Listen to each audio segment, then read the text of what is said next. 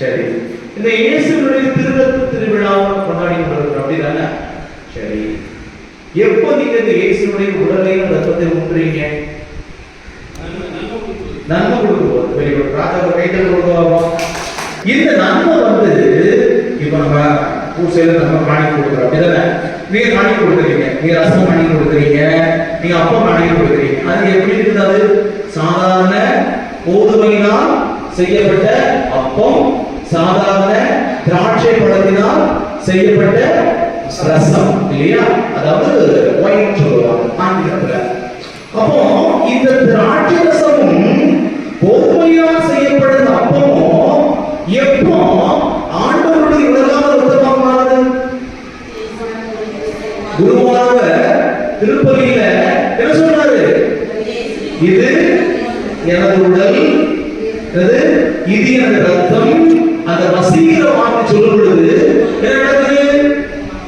ஆண்டவருடைய உடலாகவும் ரத்தமாகவும் இது மாறுது. இதுல சந்தேகத்தை எழுதாது. சந்தேகத்தை நாம் இருக்க முடியாது. ஆனா 750 வருஷத்துக்கு முன்னாடி ஒரு மாதிரி சந்தேகம் இருந்துச்சு. 1200 வருஷத்துக்கு அந்த காலகட்டத்தில் என்ன நடக்குது? இத்தாலியில ஒரு மாதம் பூசை வச்சிருக்கிறார். பூசை வைக்கும் போது அவங்களுக்கு ஒரு சந்தேகம்.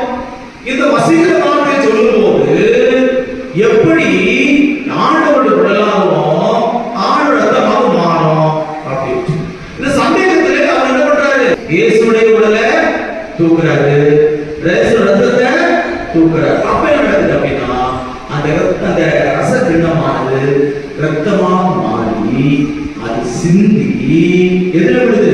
இடத்துல விடுது. பலிபீடத்தை எங்க வச்சிருக்கு? வெள்ள துணி வச்சிருக்கு. அந்த வெள்ள துணி முடிச்சு என்ன ஆகுது? ரத்தமா மாறி.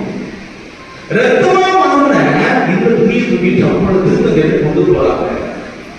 அப்ப அந்த திருத்தத்தை என்ன சொல்றாரு? இந்த இயேசுவின் உடலுக்கும் ரத்தத்துக்கும் நான் ஒரு பேர் ஆலயம் கட்டணும். என்ன கட்டணும்? பேராலயம். அது மட்டும் இல்ல, இந்த நிகழ்வை மையப்படுத்தி உலகம் முழுசு விழாவை கொண்டாடும். எப்போ? உலகம் முழுசு எல்லாரும் கொண்டாடணும். இயேசுடைய திருவுடல் திருவிழா